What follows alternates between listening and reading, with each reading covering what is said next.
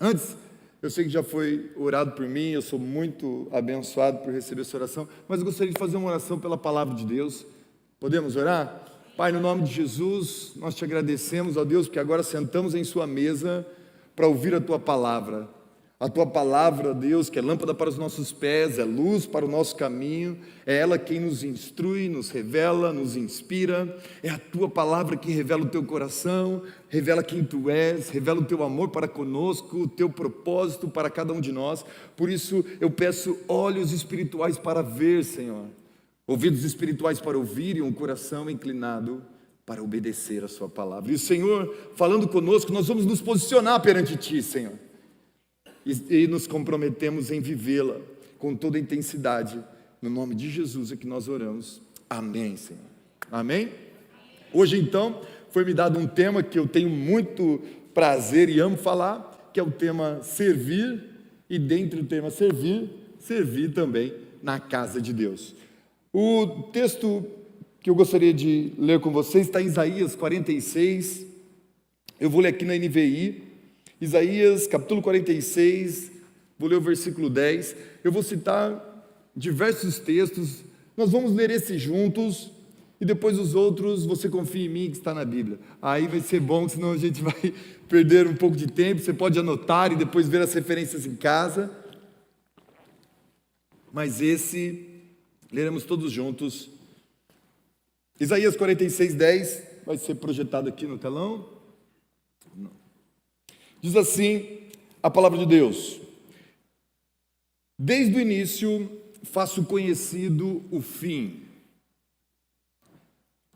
Desde o início faço conhecido o fim, desde os tempos remotos, o que ainda virá. Digo, meu propósito ficará de pé e eu farei tudo o que me agrada. Aleluia! Essa última parte, o meu propósito ficará de pé e farei tudo o que me agrada, é o tema daquilo que o Senhor colocou em meu coração, o propósito de servir. Qual é o propósito de servir? O porquê que fazemos o que fazemos? E por que não estamos fazendo o que deveríamos fazer, que talvez seja algo que esteja em nossos corações? E uma pergunta que eu gostaria de começar para o meu e o seu coração é: será que eu e você estamos cumprindo o nosso propósito perante Deus? Será que estamos cumprindo o propósito pelo qual o Senhor estabeleceu em nossas vidas? Eu espero que hoje, com essa palavra, possamos trazer clareza sobre isso e despertar aqueles que talvez ainda não se envolveram com o serviço da obra de Deus, ou talvez não se envolveram com os planos que Deus tem para esse tempo e para essa geração, e quem sabe seja você a resposta que o mundo está aguardando. Amém? Isaías 46:10 diz: desde o início faço conhecido o fim. Esse é o nosso Deus. O nosso Deus é aquele que conclui para depois começar, amém? Ele termina, ele completa, ele conclui, e na hora que está tudo perfeito, que ele já viu o resultado, ele já viu o final, então ele começa a fazer. Isso é muito difícil para nós, isso é complicado para nós compreender. O máximo que nós conseguimos fazer perto disso, nós chamamos de planejamento. Planejamento, a gente cria o cenário mais ou menos na nossa mente ou em alguma planilha e pretendemos agir segundo essa estrutura para alcançar aquele fim. Deus não planeja desta forma, Ele conclui, amém? E Ele já concluiu algo extraordinário na minha e na sua vida, amém? Então você está aqui participando do processo, Deus está olhando para você como uma obra concluída, Ele está olhando para você como algo que já foi dito, o sim e o amém. O nosso Deus, Ele não erra, Ele não falha, justamente por Ele estar fazendo algo que Ele já acabou perfeitamente. Amém? Ele diz: o meu propósito ficará de pé e farei tudo o que me agrada. E por que ele consegue chegar até o final e cumprir o que ele mesmo estabeleceu? Porque ele caminha realizando todas as coisas debaixo de um propósito. debaixo de um porquê muito forte. E quando eu e você entendemos o porquê, isso então nos faz chegar ao lugar em que Deus espera que chegamos. E eu acredito que um pouco de porquê para nossas vidas faria muito bem. O importante saber é que quando Deus estabeleceu esse propósito, Ele deixou claro que Ele é um Deus que se move sempre assim. Ele não faz nada por acaso, as coisas não são aleatórias. Aquilo que estava desordenado, bagunçado, que era essa terra, o Espírito Santo pairava sobre ela e a primeira coisa que Ele foi fazer é colocar ordem em todas as coisas, amém? Porque a ordem ordena a bênção, a ordem ordena a vitória, a ordem ordena o caminho de sucesso em todas as coisas. Então o Senhor ordena todas as coisas para um princípio e para um propósito muito claro. Entendendo isso, nós precisamos entender que todo o propósito vai falar sempre do futuro e é sempre profético. Por isso que algumas igrejas têm dificuldade de entender o seu propósito e que algumas pessoas têm dificuldade de entender o seu propósito, e eu mesmo não entendo essa dificuldade, porque se recebemos o Espírito Santo, se recebemos o Espírito de Deus quando cremos, o nosso propósito foi naturalmente revelado a nós, o nosso propósito se tornou claro, se tornou visível diante dos nossos olhos, pois morremos para a vida que tínhamos outrora sem Ele, e então agora temos o motivo de viver, amém? Quando nascemos de novo e fomos cheios do Espírito Santo, de acordo com Joel, esse propósito começou estabelecido. Joel 2,16 você conhece muito bem. Nos últimos dias, diz Deus, derramarei do meu Espírito sobre todos os povos, os seus filhos e suas filhas profetizarão, os jovens terão visões e os velhos terão sonhos. Significa, você irá caminhar cheio do Espírito Santo para o lugar profético que eu tenho para você, e é o lugar que eu já antemão te mostrei. E tudo que você fizer vai estar alinhado com aquilo que você já viu, vai estar alinhado com aquilo que você já sonhou, vai estar alinhado com aquilo que o Espírito Santo já te revelou e colocou em seu coração. Então você não tem tempo a perder, você não tem mais tempo para jogar fora, você não tem mais como desperdiçar o valioso processo de Deus na sua vida. E para que isso aconteça, existe uma necessidade fundamental de vivermos o princípio da nossa salvação. Irmãos, você sabe que você foi salvo não para ser salvo. Você não foi salvo para ser salvo. O objetivo da sua salvação não foi única e exclusivamente te levar para o céu. Te levar para o céu é o propósito fundamental. Porém, você não morreu a recebê-lo, pois assim o único propósito seria te salvar. O Senhor tem o propósito de te regenerar, de te justificar, de te fazer a imagem e semelhança dele e expressar a glória dele para o mundo. Por isso, quando você foi salvo, Ele te manteve aqui para que a salvação chegasse a outros. Por favor, desfaça as malas. Você ainda não vai para o céu, amém? Quem está disposto a ficar mais um pouco aqui? E eu estou pedindo, porque estamos precisando de você. O diabo está investindo pesadamente, o diabo está colocando todo o seu peso, o diabo está lançando coisas para várias gerações, principalmente as gerações dos jovens, que eu falo bastante, mas o propósito de Deus irá se revelar e se cumprir na minha e na sua vida. Ele te salvou, não para você ser somente salvo e para o céu, mas para que você seja instrumento de salvação, fazendo da sua maneira de viver uma forma que salve outras pessoas. Amém? Se você não tinha um propósito, você acabou de receber um gratuito. Fazer da sua vida louvor e glória do nome dele, para que outros creiam que ele é o Deus Salvador. Provérbio 19:21, muitos são os planos do coração do homem, mas os que prevalecem é o propósito do Senhor. Ele deixa claro que nós podemos fazer muitos planos, mas um dia nós entregamos a nossa vida a Ele e falamos: Jesus, usa-me. Jesus, eis-me aqui, a quem enviarei? Você respondeu uma pregação uma vez, você lembra disso? O pastor perguntou: quem enviarei? Quem há de ir por nós? Você ergueu a mão empolgado e falou: eu. Mas você não achava que era tão real. Mas mesmo assim você quis manter seus planos, seus sonhos, os seus desejos. Mas essa decisão para o céu foi muito preciosa. E o Senhor diz: você pode fazer os seus planos, mas o que vai acontecer realmente é o meu propósito em sua vida, diz o Senhor. Os propósitos de Deus é quem vão prevalecer. Os propósitos de Deus é que vão chegar até o fim. Então, se não conhecemos os propósitos do Senhor para a nossa vida, fazer planos será somente perda de tempo e frustração. Há uma urgência de termos a revelação do Espírito Santo sobre nós, para que paremos de fazer planos que não estão alinhados com as coisas de Deus para nós. Porque o que vai acontecer realmente vai ser o propósito de Deus em nossa vida, amém? Então, continuar fazendo os planos que não estão alinhados com o propósito de Deus será perda de tempo. Mas, para alguns aqui, eu estou falando de propósito e talvez nem saiba muito bem o que é.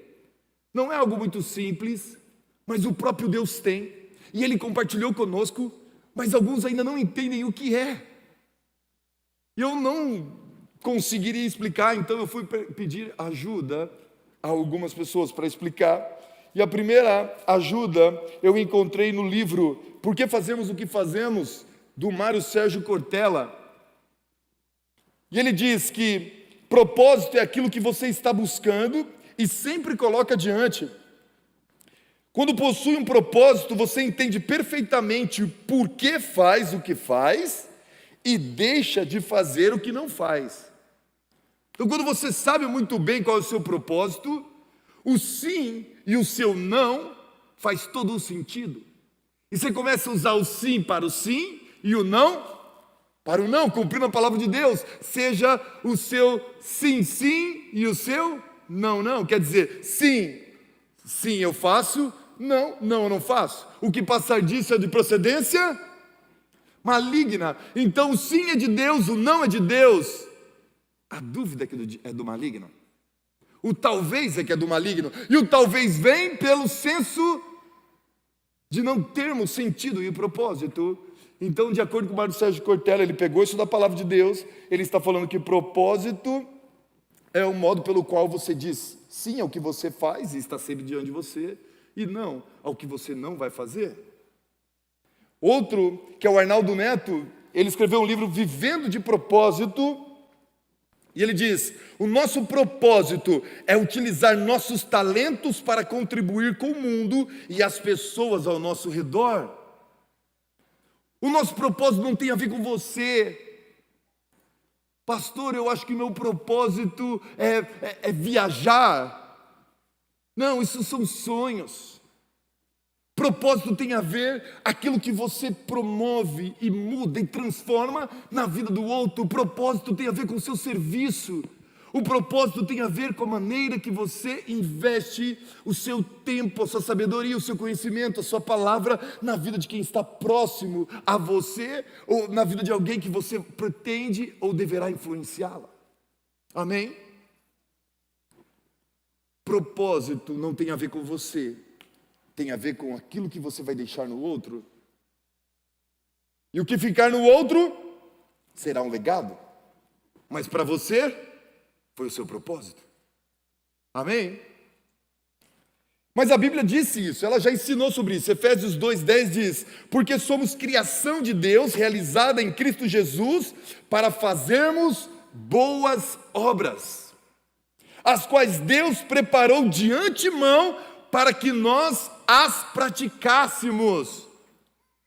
Nós somos criação de Deus, realizadas em Cristo, para fazermos boas obras, as quais Deus preparou para que as praticássemos. Então, se somos estabelecidos em Cristo, a nossa missão é fazer boas obras em Jesus, amém? Amém?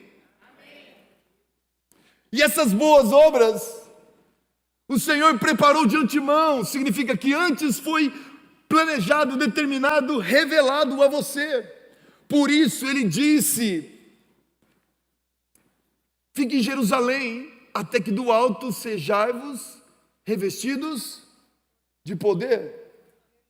Ou Atos 1:8, e receberás sobre ti o poder do Espírito Santo. A palavra poder você provavelmente já conhece, que a original é dunamis, que vem de dínamos, que o significado é dinâmico. Então o poder que está falando na Bíblia é a habilidade dinâmica para promover mudanças. Quando você recebe o Espírito Santo, agora você não faz mais as coisas naturalmente como faria. Agora você não se apoia simplesmente em inteligência ou habilidade natural e humana. Agora age sobre mim e sobre você um dunamis, uma habilidade dinâmica para promover mudanças. Então aqueles que estão ao nosso redor são impactados por isso, a nossa igreja é impactada por isso, a nossa família é impactada por isso, o nosso lugar e ambiente de trabalho é impactado, porque um dia o Espírito de Deus veio sobre nós, amém? E esse poder de promover mudanças são as boas obras que foi de antemão prevista e estabelecida por Cristo. E essas boas obras são os nossos serviços. O meu propósito pessoal está muito claro. Desde os meus 16 anos de idade, quando eu me converti, eu entrei na igreja e tive uma profunda experiência com o Espírito Santo de Deus. No segundo culto, era um culto de oração, e eu não sabia nada de Deus, não gostava de crente, eu tinha um monte de problemas com crentes. Jogava pedra em crentes porque eu era meio trombadinha. Não sei se existe meio trombadinha. Mas eu ficava na rua, minha mãe tal, ela não conseguiu. Ela saía, meu pai saiu para trabalhar, eu fui cuidado pelas minhas irmãs. Minhas irmãs mais velhas tinham 12 anos de idade e eu com 8 anos, para você ter uma ideia, eu repeti a segunda série. E eu repeti a segunda série por quê? Porque minha irmã me levava dentro da escola e eu fugia da escola para ficar na rua e chegava no horário. E elas nem sabiam que eu não estava indo para a escola. Com 8 anos de idade, eu estava na rua, fazendo tudo que a rua tem, e os crentes não me tratavam bem, porque eu não era uma pessoa bem, boa de ser tratada também. Mas, até que um dia minha família sofre um atentado, minha mãe se converte, me convida para ir à igreja, eu vou à igreja.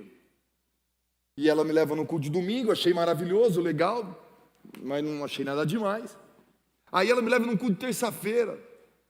Um jovem, eu estava com 15 para 16, num culto de oração. E era um culto de oração, que era 1 hora de oração, não tinha pregação, não tinha nada. Que ideia é essa de evangelismo? Que você vai levar um adolescente num culto de oração, irmãos, se não for de Deus. Chego no culto, pega na mão e vamos orar, e aquela... E eu pego na mão e o pastor, agora fala em línguas. E eu não, o que eu vou fazer aqui? Que só tem doido nesse lugar, não vejo a hora de acabar isso aqui. Aí eu falei, não, eu vou dar uma zoada. Peguei na mão e comecei. Aí eu falei, não, vou fechar o olho, vai. Na hora que eu fecho o olho, de repente, o Espírito Santo, que agora eu sei que é, mas na hora eu não sabia o que era, veio como uma mão pesada, eu comecei a baixar.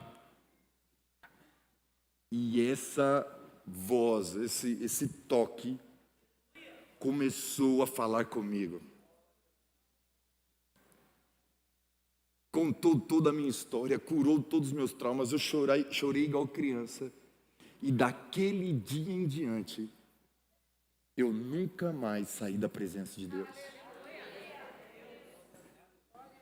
E pouco tempo eu já estava sendo professor da classe de adolescentes aos 16 anos de idade. Já entendi que eu precisava servir no reino de Deus.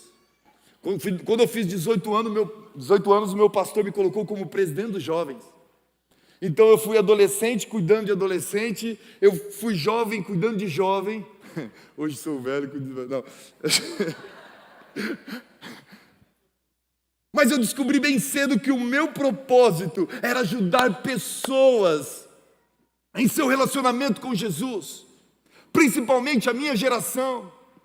Eu estava desesperado para mostrar para a minha geração que havia algo poderoso que poderia mudá-los assim como me mudou. Porque quem eu não era nada e não era ninguém, e mesmo assim Ele me amou e eu me senti o filho mais amado, o filho mais querido. Perdoei minha mãe, perdoei meu pai, e os amo hoje de todo o meu coração.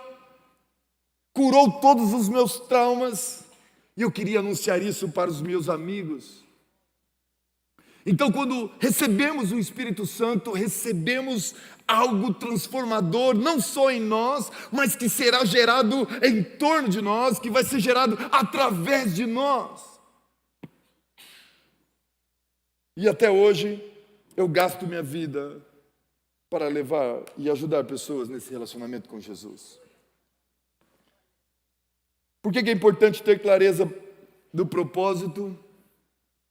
Porque Viktor Frankl é um psiquiatra muito conhecido, ele tem um livro fantástico que ele escreveu no campo de concentração, na época da Segunda Guerra. Ele diz: quem tem um porquê, enfrenta qualquer como. Quem tem um porquê, enfrenta qualquer como. Quer dizer que você se dispõe a fazer algo para o Senhor e você vai descobrir que você não vai ter as maneiras todas de fazer, você não vai ter as habilidades todas, você talvez não vai ter os instrumentos todos, os materiais todos que você acha que seria necessário, mas quando o propósito, o porquê está muito claro no seu coração, não importa o como, você vai e fará. Amém?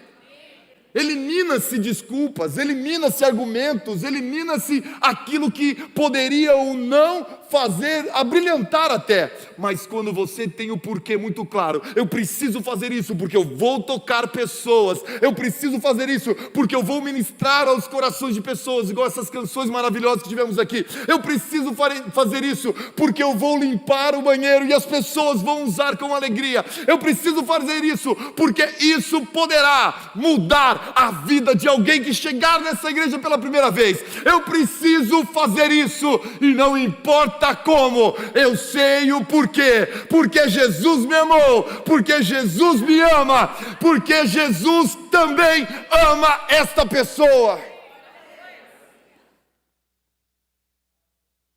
Quando eu não sei e eu não me envolvo com a obra ou com o serviço do reino, é porque o porquê não está claro para mim. E eu vou querer vários comos fazer. Olha o que a Bíblia diz em Isaías 26:3. Tu guardarás em perfeita paz aquele cujo propósito está firme, porque em ti confia. O Senhor guardará você em perfeita paz, porque o propósito está firme, porque você confia nele. Vai faltar dinheiro? Vai. Se você trabalhar com jovem, então, nunca vai ter dinheiro. Vai faltar programação? Vai.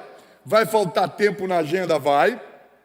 Mas, se você confiar nele, o propósito do Senhor vai te dar paz. Porque tudo vai acontecer como ele previamente determinou. Se tivermos os materiais, o como melhor. Mas se não tivermos, faremos da mesma forma, porque o propósito é maior. Amém? Uma dúvida que muitos têm é: eu posso ter mais de um propósito na vida? Não. A Bíblia diz que você nasceu apenas com um propósito.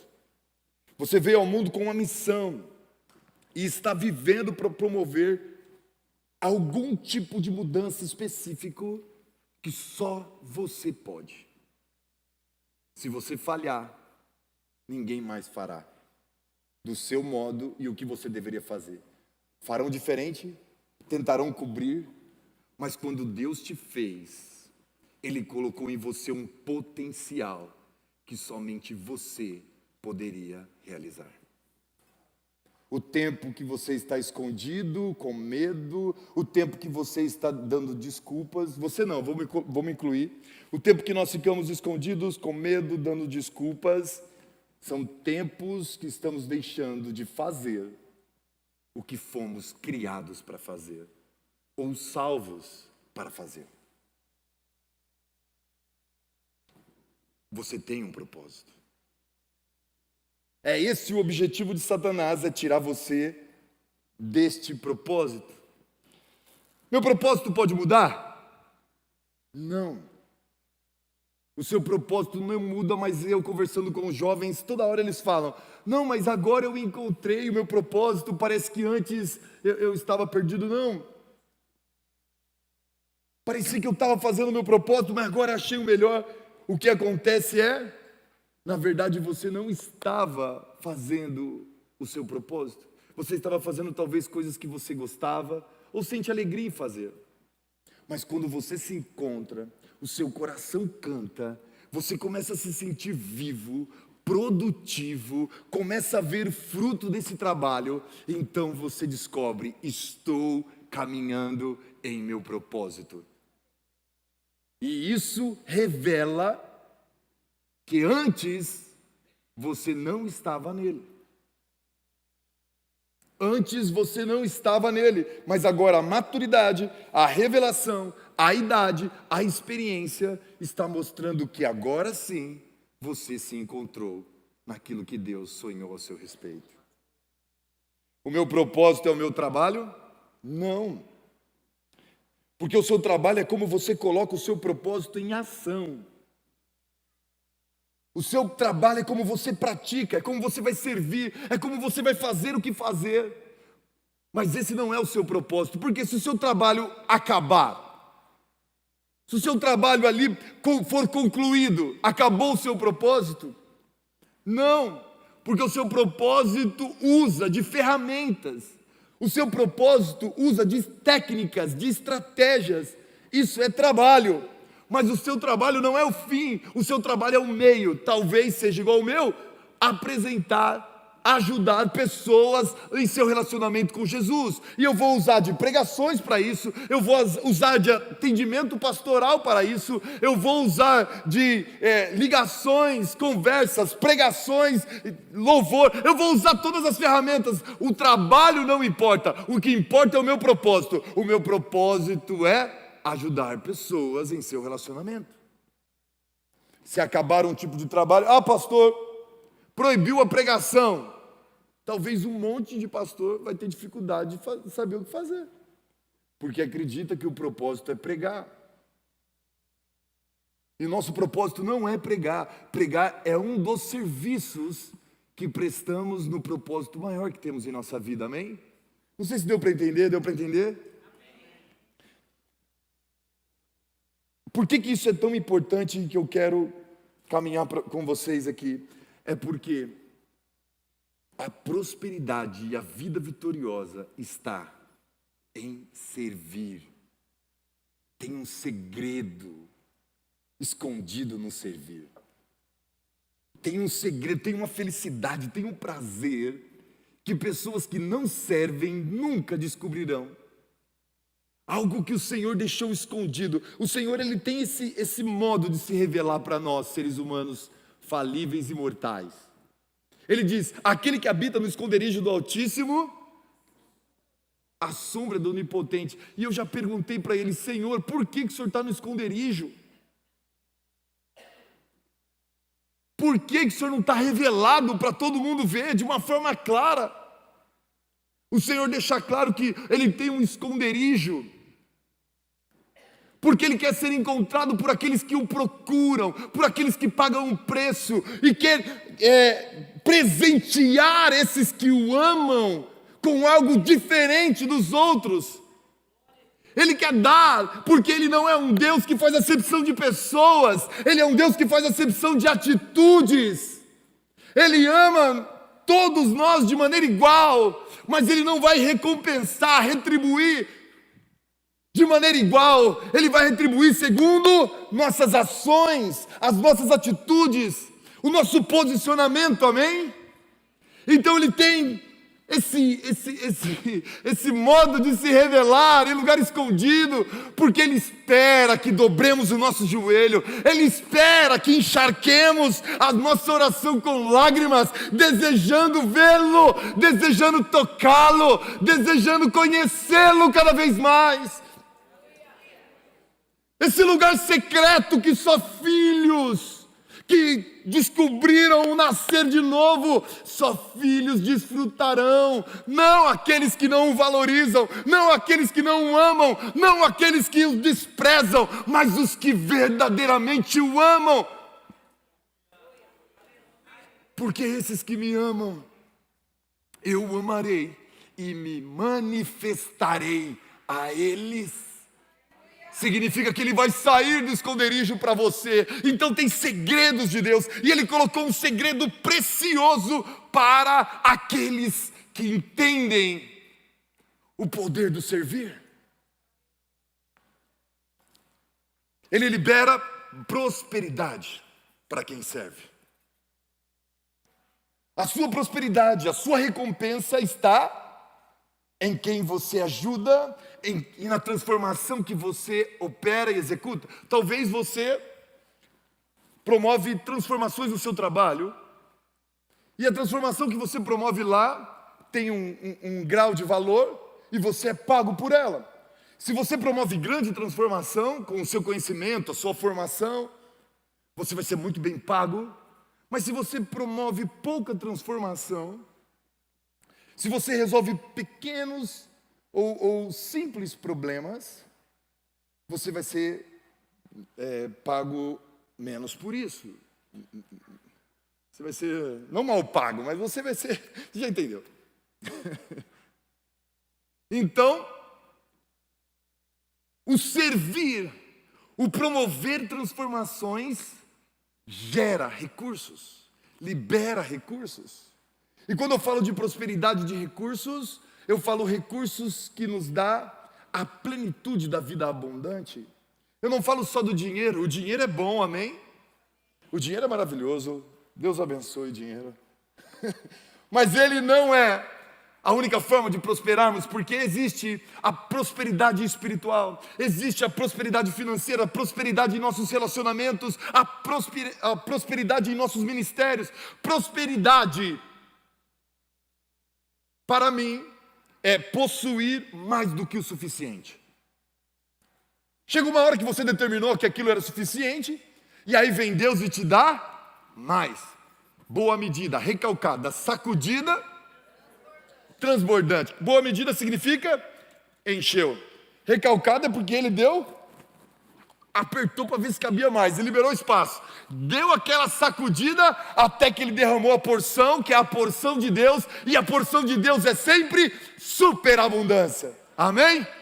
Ele disse: aonde abundou o pecado, superabundou a graça. O nosso Deus é um Deus de superabundância. Então o propósito, o modo de Deus agir com os seus filhos que o servem, é liberar prosperidade, é dar mais do que suficiente. Por quê? Porque caso você tenha mais do que suficiente, você vai se colocar na condição não de quem recebe, mas de quem dá. E Jesus vai dizer que muito melhor é dar do que receber. E isso é óbvio, por quê? Porque quem recebe está numa condição de ausência e de falta, quem dá está dando numa condição de superabundância, está ali sobrando. Então, quando passamos a servir, Deus libera para nós uma condição de ter mais do que suficiente. E aqui eu quero pôr um ponto muito importante: saiba pelo menos quando é suficiente. Determine uma quantidade, um tanto. Porque às vezes Deus libera muito e a pessoa consome tudo e ainda assim fica devendo. A pessoa ganha salário X e recebe um aumento e no primeiro mês sobra. No segundo mês já está endividado de novo. Por quê?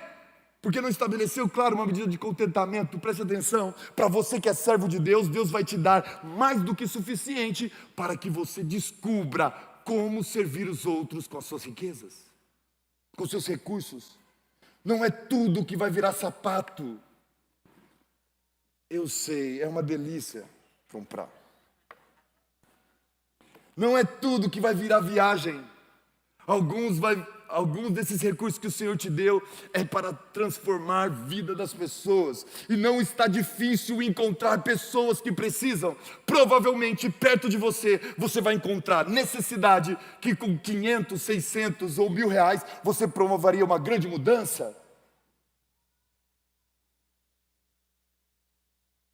Quando você descobre esse valor, você começa a servir os outros com a prosperidade que o Senhor está derramando sobre a tua vida. A Bíblia diz isso, há uma correlação.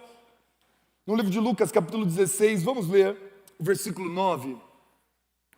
Lucas, capítulo 16, versículo 9.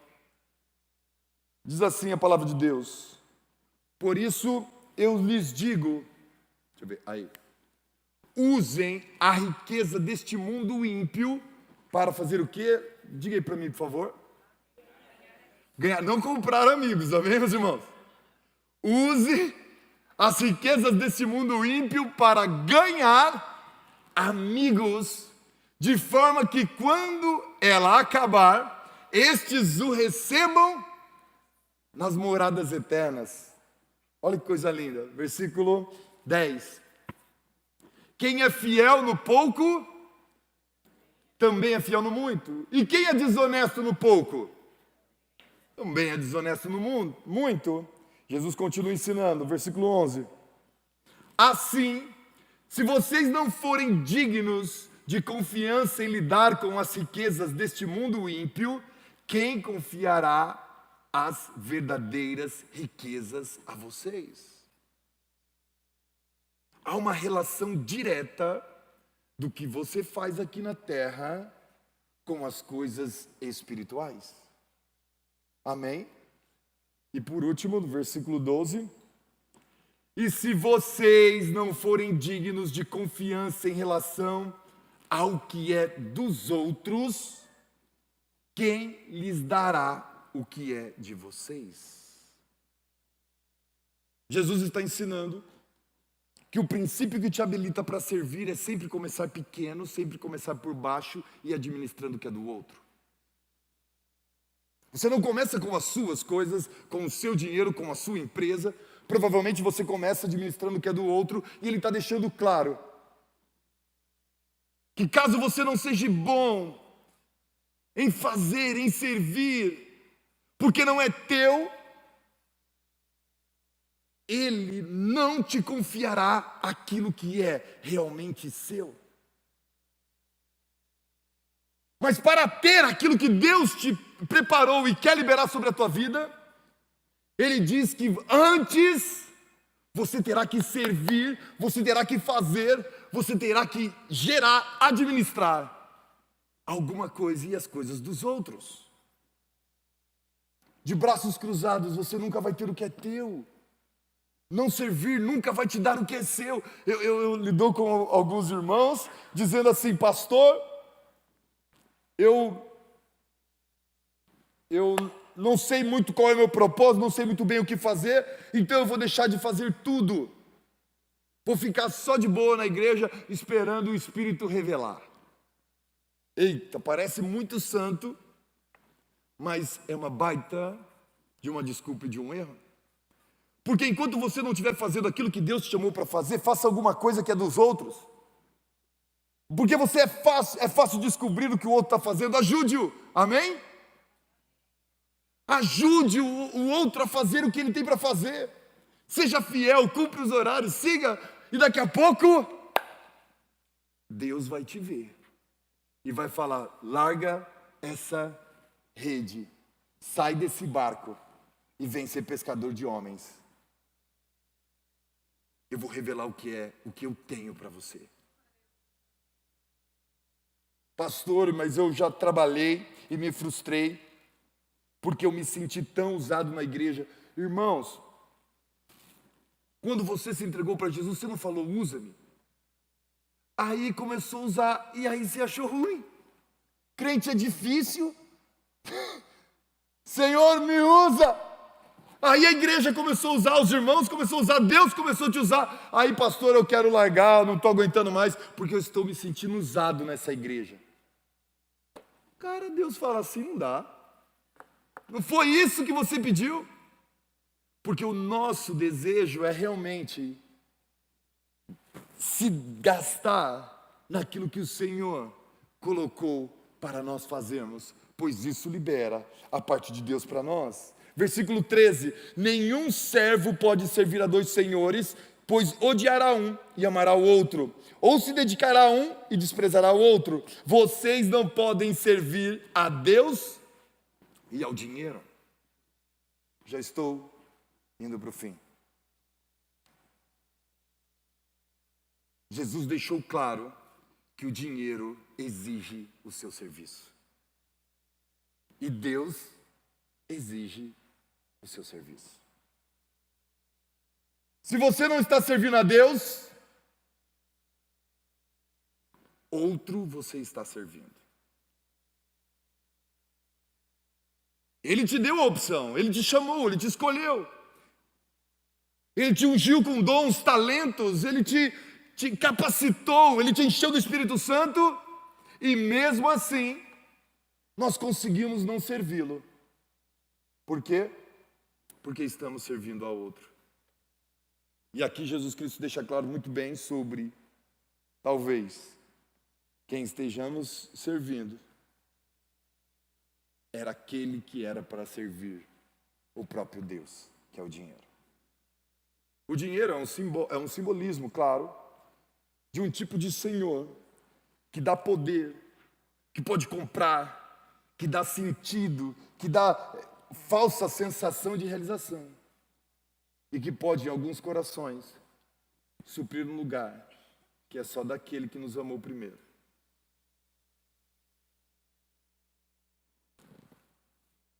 Aqui, nós temos que entender, claro, um princípio muito importante sobre o serviço ministerial, que é da propriedade ou da posse. Se você tem uma casa de aluguel, você é o dono daquela propriedade por lei. Você é o proprietário daquela casa. Mas caso você alugue, você já não é mais o que tem a posse daquela casa, sim ou não? Então uma coisa é o proprietário, outra coisa é quem possui a casa. E quem possui é quem está usando aquele bem. Propriedade, nós sabemos que todas as coisas pertencem ao Senhor, mas que Ele nos deu por possessão e herança, para que, assim como Ele disse com Adão e Eva no Éden, administremos o reino que é dele, a obra que é dele, o projeto que é dele, os propósitos que são dele. E assim nós não seremos donos de nada, mas poderemos possuir tudo. Quando você entende que possuir as coisas no reino de Deus é o que nos faz desfrutar, é o que nos traz alegria. Por exemplo, eu sou o dono de uma casa e não estou morando lá. Essa casa está protegendo o inquilino, essa casa está trazendo felicidade para aquela família. Eles estão desfrutando daquilo. Talvez a única coisa que você esteja, ou nós estejamos somente recebendo o aluguel. E o Senhor preparou um reino todo desse para os seus filhos. Ele falou, a terra é minha, e toda a extensão e tudo que é nela, mas eu a dou a vocês, meus filhos. Desde o Éden, fomos chamados a servir ao Senhor, cuidando daquilo que Ele ama, cuidando daquilo que Ele confiou a cada um de nós, respondendo aquilo que Ele nos deu como dons e talentos. E para que nós pudéssemos fazer isso, Ele queria derramar sobre nós uma capacidade sobrenatural. Eu encerro aqui com esse texto de 2 Timóteo 1, 6,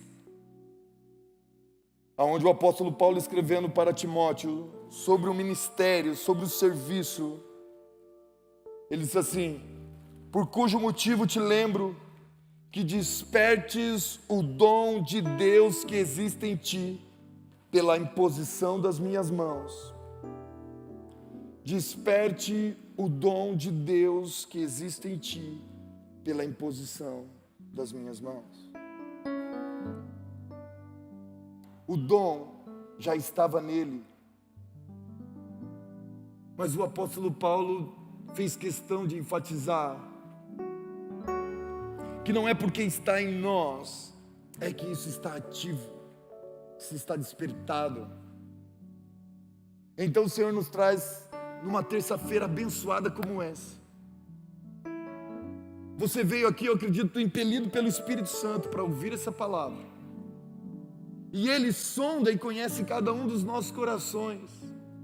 E Ele sabe quantos dons Ele te deu, quantos talentos Ele colocou em suas mãos. Ele sabe quanto você já estudou, aprendeu, cresceu. Ele sabe o quanto você desenvolveu esse relacionamento com Ele. Ele sabe disso. Não é sobre isso. O que Ele trouxe você aqui Ele precisa ver o seu despertamento. Ele precisa que tudo isso que está talvez aí dentro de você seja colocado de uma forma extraordinária para fora. Que você não leve nada disso para o caixão. Pelo contrário, você consiga chegar como o apóstolo Paulo dizendo: eu combati um bom combate, guardei a fé. Ou como Jesus Cristo na cruz dizendo: tetelestai, está consumado, estou vazio, eu fiz tudo o que deveria fazer, agora está concluído, exaltadamente ao Senhor feito. Eu gostaria que você pudesse fechar os seus olhos. Essa palavra falou muito comigo. E eu me coloco na condição de primeiro a necessitar de despertamento em áreas em minha vida. E talvez seja esse o seu caso nessa noite. Que o Espírito Santo te trouxe aqui porque você faz algo que só você pode fazer. Que você tem um som, que assim como a singularidade da sua voz, que só você tem essa voz. Assim como a singularidade da sua identidade, o jeito de você fazer e servir, somente você pode fazer daquilo que o Senhor espera que faça. Mas aonde foi que você caiu?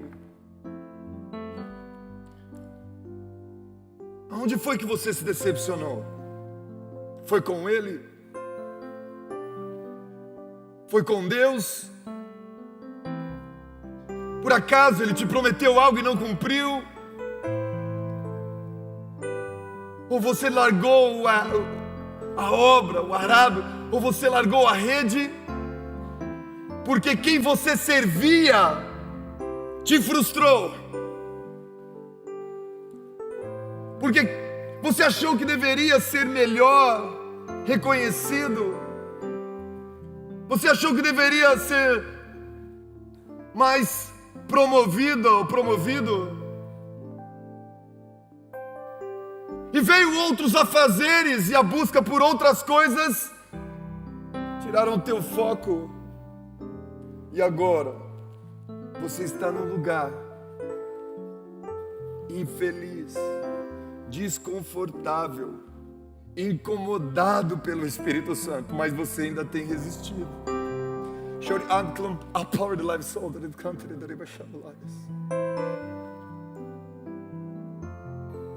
Por isso, nessa noite,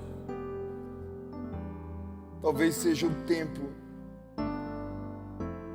de você falar para Jesus: eu sei qual é o meu propósito, mas eu tenho andado distante dele. Eu vou voltar, eu vou me levantar, eu vou me reerguer, vou pegar na mão do meu líder, vou abraçar esta causa que já foi minha, vou perdoar aqueles que falharam comigo, mas Jesus, enquanto eu viver, eu viverei para cumprir o seu propósito em mim. Por isso, Espírito Santo, nós estamos aqui com fome e sede de Ti, para que o poder prometido ao derramar do Teu Espírito sobre nós provoque primeiramente a mudança que precisamos aqui dentro. A mudança que precisamos aqui no interior, no secreto de nossos corações e almas, para que ao finalizar esse culto essa noite, eu vou correr atrás, eu vou correr atrás daquele que está perdido, eu vou correr atrás daquele ministério, eu vou correr atrás daquela obra, eu vou correr atrás daquela ação social, eu vou correr para recuperar o tempo que foi roubado. Eu e minha casa, Senhor. Eu e minha casa, Senhor, queremos Te servir. É no nome de Jesus que nós oramos. Amém, Jesus. Amém.